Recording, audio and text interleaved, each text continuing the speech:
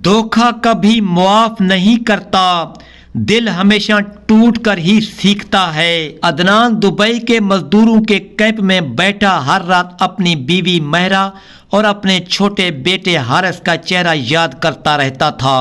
उसकी माँ बूढ़ी थी, बीमारियों ने उसे थका दिया और अदनान ने अपनी सारी जवानी माँ और बीवी की बेहतर मुस्तकबिल के लिए कुर्बान कर दी थी। घर में उसकी कमी हर रोज़ महसूस होती थी, मगर वो जानता था कि गुर्बत इंसान को वो सब कुछ करने पर मजबूर कर देती है जो दिल नहीं चाहता, मगर ज़िंदगी का बोझ सर उठाए बगैर भी तो नहीं चलता। मेरा खूबसूरत थी, जवान थी, ज़िंदगी की रंगीनियाँ उसके इर्द गिर्द बिखरती हुई थी, मगर असल आरज़ू वो थी जो उसके दिल में छुपी हुई थी। वो चाहती थी उसका शौहर हर वक्त उसके पास हो और उसके कंधे पर सर रख कर दिन गुजारे, मगर हकीकत ऐसी थी जैसे वो कभी बदल नहीं सकती थी। अदनान को दुबई गए 1 साल हो चुका था। उसकी रातें लंबी और तन्हाइयाँ गहरी होती जा रही थी, मगर महरा की तन्हाई कहीं ज़्यादा ख़तरनाक थी। मोहल्ले में रहने वाला एक अमीर नौजवान समीर अक्सर अदनान के घर के पास से गुजरता और महरा को देखकर रुक जाता, कुछ लम्हे के लिए मुस्कुराता और फिर आगे बढ़ जाता। इब्तदा में महरा ने उसे नज़रअंदाज किया, मगर वक्त के साथ साथ तन्हाई, खूबसूरती और ख्वाहिश का बोझ उसके दिल पर असर डालने लगा। पहले हल्की फुल्की बातें हुई, फिर आहिस्ता आहिस्ता ये बातें चलते चलते घर के दरवाजे तक पहुंच गईं और फिर वो लम्हा भी आ गया जब महरा ने वो हद पार कर दी जो किसी वफादार बीवी को कभी नहीं पार करनी चाहिए। रातें गुजरती रही। अमीर अंधेरे में आता, महरा के कमरे से हंसती और सरगोशियाँ गूंजती और सुबह से पहले वो गायब हो जाता, जैसे कभी आया ही ना हो।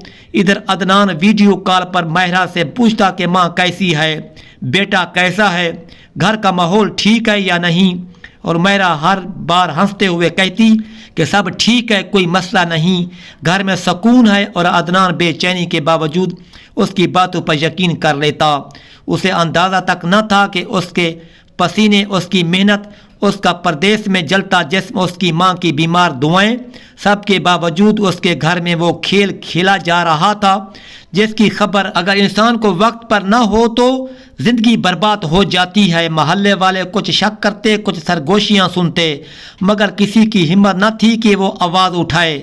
मगर उन्हीं में एक शख्स ऐसा था जो ये सब कुछ देखकर खामोश रहना गुनाह समझता था। अदनान का पुराना दोस्त फहाद, जो घर के करीब ही एक फैक्ट्री में रात की ड्यूटी करता था।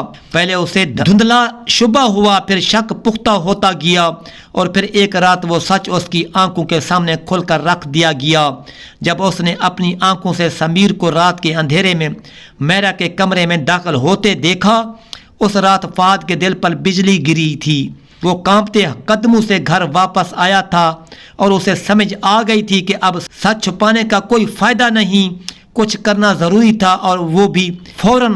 फहाद ने पूरी रात करवटें बदल कर गुजारी थी। उसके ज़हन में महरा के दरवाजे से चोरी चोरी दाखिल होता समीर बार बार एक खंजर की तरह चुभ रहा था। उसे समझ नहीं आ रही थी कि वो अदनान को कैसे बताए, कैसे ये सच सुनाए कि जिस औरत के लिए अदनान परदेश में अपना खून पसीना बहा रहा है, वो औरत किसी और की आगोश में सुकून ढूंढ रही है। फहाद के दिल में एक तूफान उठा हुआ था। कभी वो खुद को मुलामत करता कि शायद उसने गलत देखा हो, और कभी उसे यकीन हो जाता कि आंखें झूठ नहीं बोलती, मगर ज़बान कभी कभी सच बोलने से डर जाती है। अगली शाम वो अदनान के वालदा के पास बैठा। बूढ़ी माँ के चेहरे पर फिक्र और बीमारी की लकीरें वाज़ेह थीं। उसने पूछा, बेटा तो रात को इतना परेशान क्यों लग रहा था? फहाद ने नज़रें झुका ली। वो जानता था कि ये बूढ़ी माँ सच सुनकर टूट जाएगी। उसके सीने में पहले ही इतने दर्द छुपे हुए थे कि एक और ज़ख्म शायद उसे ज़िंदा ना छोड़ता। इसलिए वो चुप रहा, मगर दिल में फैसला कर चुका था कि वो अदनान से बात करेगा। वो इस शख्स से बात करेगा जिसने उसे हमेशा भाई कहा, हमेशा उसका साथ दिया, हमेशा उस पर भरोसा किया। वो रात आहिस्ता आहिस्ता खिसकती रही। अदनान की वीडियो कॉल आई। फहाद का दिल जैसे हलक में आ गया। अदनान ने हंसते हुए कहा, यार फहाद कैसा है? امی ٹھیک ہے، میرا نے بتایا کہ سب اچھا چل رہا ہے۔ یہ جملہ سنتے ہی فہد کے دل پر ایک اور چوٹ پڑی، مگر وہ مضبوط رہا۔ اس نے ایک گہری سانس لی اور تھوڑے کانپتے ہوئے لہجے میں کہا، عدنان ایک بات ہے، مگر تم وعدہ کرو کہ غصہ نہیں کرو گے۔ عدنان کی ہنسی رک گئی، اس کے ماتھے پر بل پڑ گئے اور اس نے کہا، یار فہد ڈرا کیوں رہا ہے؟ بول کیا ہوا ہے؟ فہد نے ایک لمحہ آنکھیں بند کی جیسے اپنے اندر کے خوف کو دفن کر رہا ہو، پھر دھیرے سے بولا، عدنان بھائی تمہاری غیر موجودگی میں کچھ لوگ تمہارے گھر آ جا رہے ہیں۔ یہ سنتے ہی عدنان کی سانسیں رک گئیں۔ اس نے کانپتی آواز میں پوچھا، کون؟ فہد نے جواب دینے میں کچھ لمحے لگائے، پھر بولا، سمیر، وہ امیر لڑکا، میں نے اپنی آنکھوں سے اسے رات کے اندھیرے میں میرا کے کمرے میں جاتے دیکھا۔ یہ سنتے ہی عدنان کے ہاتھ سے موبائل کانپتے ہوئے گرنے ہی والا تھا۔ اس کا وجود بے جان ہو رہا تھا، جیسے سینے میں سے سانسیں کھینچ لی گئی ہوں۔ اس کے ارد گرد کام کرنے والے مزدور ہنستے بولتے رہے، مگر عدنان کی آنکھیں خالی ہو چکی تھی۔ اس کی روح جیسے ایک ہی لمحے میں بوڑھی ہو گئی تھی۔ اس کی محنت، اس کے خواب، اس کی قربانیاں، سب کے سب خون کے آنسو بن کر دل میں بہنے لگے تھے۔ چند لمحوں تک عدنان چپ رہا، پھر آہستہ سے بولا، فہد تم نے صحیح دیکھا تھا۔ فہد کی آواز رند گئی، بھائی کاش میں غلط ہوتا، مگر سچ یہی ہے۔ عدنان نے موبائل بند کر دیا اور آنکھیں آسمان کی طرف اٹھا لی۔ اس کی آنکھوں سے بہتے آنسو شاید اس پردیس کی تپتی دھوپ سے بھی زیادہ گرم تھے۔ وہ سوچ رہا تھا کہ کس پر بھروسہ کرے، کس سے سوال کرے، میرا سے، سمیر سے یا اپنے نصیب سے۔ اور اسی رات اس کے دل میں ایک فیصلہ جنم لینے لگا، ایک فیصلہ جو کسی بھی انسان کی زندگی بدل سکتا ہے یا برباد کر سکتا ہے۔ اس رات عدنان نے پوری شفٹ میں ایک لمحہ بھی سکون سے نہیں گزارا۔ اس کے ہاتھ کانپتے رہے، دل سینے میں دھڑکنے کی بجائے ٹوٹ ٹوٹ کر گرتا محسوس ہو رہا تھا۔ وہ جتنا خود کو سمجھاتا کہ شاید کوئی غلط فہمی ہو، اتنا ہی فہد کی آواز اس کے کانوں میں گونجتی، عدنان میں نے اپنی آنکھوں سے دیکھا ہے۔ یہ جملہ اس کے سینے پر کسی پتھر کی طرح بیٹھ گیا تھا۔ وہ جتنا سانس لیتا تکلیف دگنی ہوتی جاتی تھی، جیسے کسی نے اس کے وجود میں سوئی کا بستر بچھا دیا ہو۔ عدنان بار بار میرا کے ساتھ گزارے لمحے یاد کرتا رہا، وہ راتیں جب میرا اس کے سینے پر سر رکھ کر کہا کرتی تھی کہ عدنان تم میرے بس ایک ہی سہارا ہو، وہ صبح جب وہ ہنستے ہوئے اس کے لیے چائے بناتی تھی، وہ وعدے جو دونوں نے غربت کے بستر پر بیٹھے کیے تھے، سب یادیں اب زہر بن کر اس کے دل میں گھوم رہی تھی۔ وہ سوچ رہا تھا کہ کیا واقعی جیسے کسی نے اس کے وجود میں سوئیوں کا بستر بچھا دیا۔ عدنان بار بار میرا کے ساتھ گزارے لمحے یاد کرتا رہا، وہ راتیں جب میرا اس کے سینے پر سر رکھ کر کہا کرتی تھی کہ عدنان تم میرے بس ایک سہارا ہو، وہ صبح جب وہ ہنستے ہوئے اس کے لیے چائے بناتی تھی، وہ وعدے جو دونوں نے غربت کے بستر پر بیٹھے کیے تھے، سب یادیں اب زہر بن کر اس کے دل میں گھوم رہی تھی۔ وہ سوچ رہا تھا کہ کیا واقعی میرا اتنی کمزور تھی، یا ایک سال کی دوری نے اس رشتے کو اتنا ٹوٹا ثابت کیا، یا اس نے خود کہیں نہ کہیں کمی چھوڑ دی تھی۔ صبح ہوتے ہی جب مزدور بس کی طرف جانے لگے تو عدنان ایک کونے میں بیٹھ کر موبائل ہاتھ میں لیے دیر تک میرا کا نمبر دیکھتا رہا، مگر ہمت نہ ہوئی کہ کال کرے۔ وہ ڈر رہا تھا کہ کہیں میرا کی آواز سن کر اس کا دل ٹوٹنے کی بجائے چیخ نہ اٹھے۔ وہ سوچ رہا تھا کہ اگر میرا نے جھوٹ بول دیا تو کیا ہوگا، اور اگر سچ بول دیا تو وہ جی بھی پائے گا یا نہیں۔ اسے لگ رہا تھا کہ زندگی میں پہلی بار اس کا اپنا گھر اس کے لیے اجنبی ہو گیا ہو۔ اگلی رات فہد نے عدنان سے دوبارہ رابطہ کیا، مگر اس بار عدنان کی آواز پہلے سے بھی زیادہ خالی، زیادہ بجھی ہوئی تھی۔ وہ بولا، فہد میں کل چھٹی لے رہا ہوں، شاید مجھے واپس جانا پڑے۔ فہد نے فوراً کہا، بھائی پہلے سب کچھ سمجھ کر چلنا، غصے میں مت آنا۔ مگر عدنان بس اتنا بولا، فہد میں نے کسی کو قتل نہیں کرنا، بس سچ جاننا ہے۔ اس رات دبئی کے آسمان پر ہوا تیز تھی، مگر عدنان کے اندر اس سے بھی تیز طوفان تھا۔ وہ کیمپ کی چارپائی پر لیٹا ہوا چھت کو گھورتا رہا۔ اس کے ذہن میں ایک ہی سوال تھا، کیا میرا گھر میرا رہا بھی ہے یا نہیں؟ ادھر پاکستان میں فہد خاموشی خاموش نہیں بیٹھا تھا۔ وہ عدنان کی ماں کی حالت دیکھ کر پہلے ہی پریشان تھا، مگر اب اسے میرا پر بھی نظر رکھنی تھی، اس لیے وہ ہر رات فیکٹری سے واپسی پر گھر کے پاس کچھ دیر رک کر سب کچھ دیکھتا اور پھر آگے بڑھ جاتا۔ ایک رات اسے دوبارہ وہی سایہ دکھائی دیا۔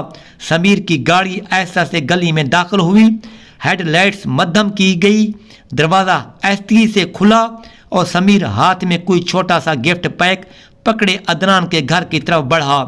فہد کا دل زور سے دھڑکا، اس نے فوراً موبائل نکالا اور گاڑی کا نمبر نوٹ کر لیا۔ وہ جانتا تھا کہ یہ سچ چھپانے کا وقت اب ختم ہو چکا تھا۔ اگلے دن اس نے عدنان کو سب کچھ بتا دیا، تفصیل، وقت، تاریخ، گاڑی، سمیر کے آنے کا انداز، ہر بات۔ عدنان نے یہ سب سنا تو اس کی آنکھوں میں وہ روشنی بھی ختم ہو گئی جو انسان آخری امید کے لیے بچا کر رکھتا ہے۔ اس نے ٹکٹ بک کرنے کا فیصلہ کر لیا۔ وہ پاکستان جا کر خود اپنی آنکھوں سے حقیقت دیکھنا چاہتا تھا، چاہے حقیقت اسے مار ہی کیوں نہ ڈالے۔ اور اسی تیاری کے دوران عدنان کے دل میں ایک آخری دعا جنم لینے لگی کہ کاش فہد غلط ہو، کاش اس کی آنکھوں میں دھوکہ کھایا ہو، کاش میرا وہ نہ ہو جو اسے بتایا جا رہا ہے۔ مگر دل کے اندر کہیں نہ کہیں ایک خوف تھا کہ شاید سب کچھ ختم ہو گیا ہے۔ عدنان کے قدم پاکستان کی سرزمین پر پڑے تو دل کے اندر ایک ایسا بھاری پن اترا جیسے کوئی جنازہ اٹھایا کھڑا ہو۔ اس نے ایئرپورٹ سے سیدھا اپنے گھر جانے کی ہمت نہیں کی۔ وہ رات کے اندھیرے میں فہد کے گھر پہنچ گیا۔ دونوں دوست آمنے سامنے بیٹھے لیکن ایک لمحے کے لیے بھی ایک دوسرے کی آنکھوں میں نہیں دیکھ سکے۔ فہد نے ایسا سے کہا، عدنان اللہ تمہیں ہمت دے، مگر عدنان کی خاموشی اس کی ٹوٹی ہوئی سانسوں نے کہیں زیادہ بول رہی تھی۔ اگلی رات دونوں نے وہ فیصلہ کیا جس سے زندگی بدلنے والی تھی۔ عدنان نے چھپ کر اپنے ہی گھر کی گلی میں کھڑے ہو کر وہ منظر دیکھنے کی ٹھان لی جیسے دیکھنے سے وہ بچنا چاہتا تھا، مگر سچ سے بھاگنا ممکن نہ تھا۔ رات جیسے جیسے گہری ہوتی گئی اس کی دھڑکنیں بے قابو ہوتی گئیں۔ ہر گزرتا لمحہ قیامت بن کر اس پر گرتا رہا۔ 12 بجے کے قریب وہی سیاہ گاڑی گلی میں داخل ہوئی، دروازہ ایسا سے کھلا اور سمیر کسی چور کی طرح عدنان کے گھر کی طرف بڑھا۔ عدنان کے جسم میں خون جم گیا، عدنان قدم پتھر ہو گئے، آنکھوں میں نمی تیرنے لگی اور دل نے ایک آخری بار ٹوٹ کر دعا مانگی، یا اللہ یہ سب غلط ہو۔ مگر حقیقت کسی کے انتظار میں کہاں بدلتی ہے۔ کچھ لمحوں بعد عدنان نے وہ منظر دیکھا جو اس کے اندر کے انسان کو ہمیشہ کے لیے مار گیا۔ میرا نے اپنے ہاتھوں سے دروازہ کھولا، سمیر کو اندر بلایا اور ان دونوں کے چہروں پر وہی بے خوف مسکراہٹ تھی جس کی گونج عدنان کی سماعتوں میں ہتھوڑے کی طرح بجتی رہی۔ عدنان کی دنیا اسی لمحے زمین سے ٹکرا کر پاش پاش ہو گئی۔ اس نے فہد کا بازو تھام کر خود کو سنبھالا، مگر آنکھوں سے بہتی خاموش چیخیں وہی تھی جو کسی ٹوٹے ہوئے رشتے کے مرنے کی آواز ہوتی ہے۔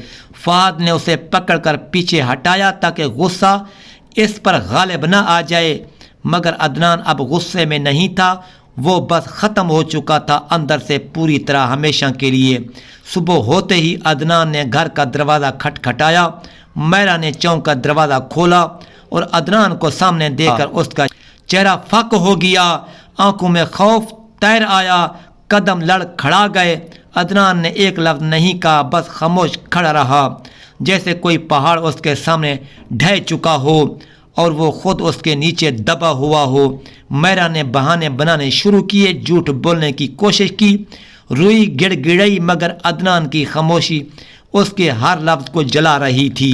آخر کار عدنان نے ٹھنڈی اور بے جان آواز میں کہا، میرا تم نے میرا گھر نہیں توڑا، تم نے وہ عزت ماری ہے جو انسان ایک بار کھو دے تو کبھی واپس نہیں ملتی۔ اس نے اپنی بیمار ماں کو گلے سے لگایا، بیٹے حارث کو چوما اور میرا کے ہاتھ میں طلاق نامہ رکھ دیا۔ میرا زاروں قطار رو رہی تھی، مگر عدنان کے دل میں اب کوئی جذبات باقی نہیں بچے تھے۔ وہ شعلہ جو کبھی میرا کے لیے جلتا تھا دھوکہ کی آندھی نے بجھا دیا تھا۔ کچھ مہینوں بعد زندگی نے عدنان کے لیے نیا دروازہ کھولا۔